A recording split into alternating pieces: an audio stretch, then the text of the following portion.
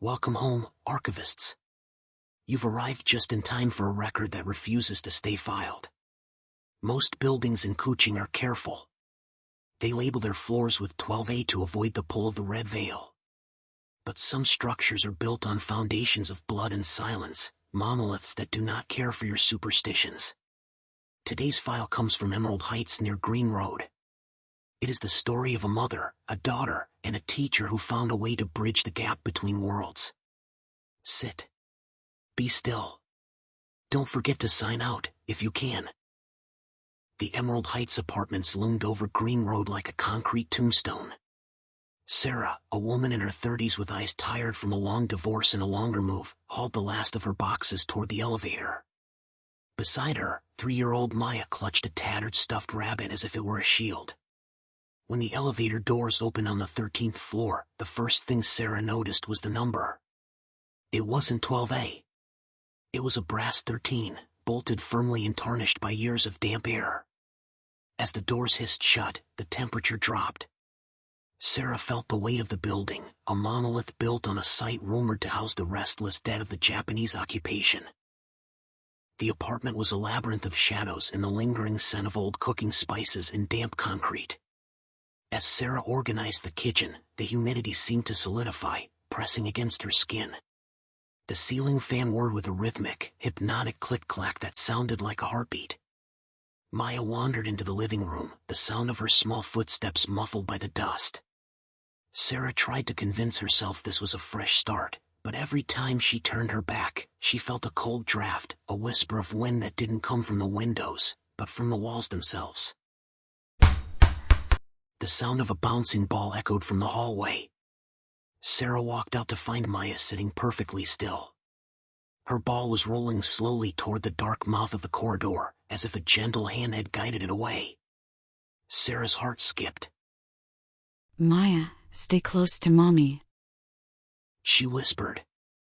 Maya didn't look back, she simply pointed at the darkness. She wants to play catch, Mama. The toddler giggled. She says she's been waiting for a new friend since the school bells stopped ringing. Sarah looked, but the hallway remained a void of black, silent and hungry. At 6 p.m., the sun was a deep, bruised purple, setting behind the roof of SMK Green Road. Sarah stepped onto the long, open-air corridor to find a signal on her phone. The air was unnaturally still. At the far end of the hallway, near the emergency stairwell, she saw a figure. It was a woman in a high-collared, traditional dress from another era. Her back was turned, her body perfectly rigid. She stood there staring blankly at the concrete wall. Sarah felt a wave of ice pass through her. The woman looked like a photograph pinned to the air, a remnant of a time when this floor was the highest point above the jungle canopy. The next afternoon, the apartment felt different. The air in Maya's room began to shimmer, like heat rising off a tarmac road in July. Sarah stood in the doorway, paralyzed. Maya was tossing her stuffed rabbit into the air, but instead of falling, the rabbit paused. It hovered at the peak of the arc, held by invisible, trembling fingers, before being placed gently back into the child's arms. Higher. Do it higher. Maya cheered. A static-like hum filled Sarah's ears, the sound of the red veil, the vibration of a world pressing against our own with violent intent. Desperate for answers, Sarah found Uncle Wong, the security guard, at the ground floor kiosk. He stopped drinking his Ko-Pc and looked at her with eyes full of pity. That floor is unlocked, he whispered. He told her of the teacher who once lived there, a woman who lost her daughter to a hit-and-run. Grief had driven her to a Bomoh to bring the girl back, but she hadn't brought back a child. She had opened a door. Now, she stood in the corridor every evening, searching for a child's voice to signal that the red sun had finally brought her daughter home. Back upstairs, Sarah found a loose vent in the hallway. Tucked behind it was a rusted tin box. Inside lay a school merit badge from 1985, a perfectly preserved hair ribbon, and a photograph with the eyes scratched out with savage precision. As Sarah touched the ribbon, the hallway lights flickered and died. A woman's sob, heavy, distorted, and echoing through the very concrete, filled the air. Sarah dropped the box, and when she looked at the elevator, the brass 13 was dripping with a dark, viscous fluid. The building was bleeding. Dropped by 5:50 p.m., the living room had become a freezer. Frost began to bloom across the windows in crystalline patterns. Sarah looked at the thermometer. It plummeted to 10 degrees Celsius in seconds. Then came the voice, a soft, rhythmic humming. It was a lullaby in an old dialect Sarah didn't recognize. Maya was standing at the balcony door, her tiny hand pressed against the glass. She's here, Mama. Maya said, her voice devoid of fear. She says the 13th floor is actually a bridge, and we're already halfway across. At 5:59 p.m., the corridor was bathed in a terrifying, deep crimson light, the true glow of the red veil. Sarah crept to the door and looked through the peephole. The woman was no longer at the end of the hall. She was standing inches away, her face filling the lens. Her eyes were wide, leaking that same crimson light, and her jaw hung open at an impossible, unhinged angle. She wasn't just a ghost anymore, she was a vessel for the red veil. The door began to rattle with the force of a battering ram. Sarah burst into Maya's room as the clock struck 6 o'clock. The teacher was already there. She was no longer a flickering image but solid and towering. Her pale, elongated fingers were stroking Maya's hair with a mother's tenderness and a predator's grip. Finally, the woman rasped in a voice like dry leaves. The circle is complete. One daughter for the road, one daughter for the veil. The room began to dissolve, the furniture floating as the walls bled away into a void of orange and red. Sarah grabbed Maya, tearing her from the entity's grasp, and sprinted for the emergency exit. They hit the concrete stairs, Sarah's lungs burning. But the 13th floor didn't want to let them go. The stairs seemed to stretch in loop in a sickening geometric trick.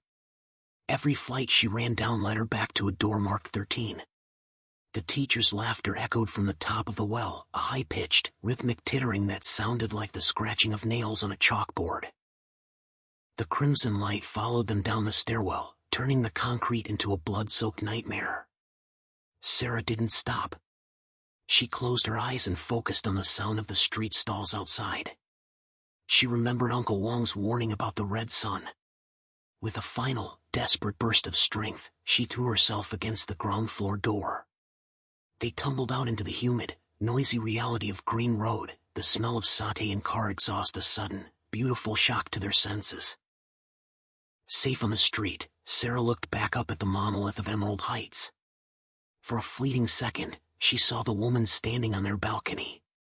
The teacher was looking down, her red veil whipping in the wind. In her hand, she held Maya's stuffed rabbit. As Sarah watched, the toy began to crumble, turning into gray ash that drifted down toward the street like dead skin. The woman's gaze met Sarah's, and the air around Sarah momentarily chilled once more. Sarah looked at Maya, checking for injuries. The child was safe, but her expression was distant. In her hand, she clutched the rusted school merit badge from 1985 that Sarah had found earlier. She said she'll come to our new house tomorrow, Mama, Maya whispered. She says it's my turn to hide, and the red veil is everywhere. Sarah realized then that they hadn't escaped. They had simply been allowed to leave with a marker. That night, in a brightly lit hotel room far from Emerald Heights, Sarah tried to sleep. But the silence was broken. Thump, thump, thump.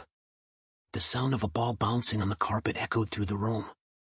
Maya sat up in bed, looking at the dark corner where the shadows seemed to shimmer with a faint, crimson hue. The teacher's humming lullaby drifted through the air conditioning vent, a reminder that on the 13th floor, the echo never truly dies. A bridge is only useful if you know which side you belong on. Sarah and Maya crossed back to the world of the living, but they brought a piece of the 13th floor with them. The red veil doesn't care for locks or distances, it only cares for the records it has marked. If you're moving into a new place this weekend, check the elevator. If the number is brass and the air smells like damp concrete, perhaps you should keep walking. Sleep well, if you can. And subscribe to stay in the archive. We have so many more files to unlock. Welcome home.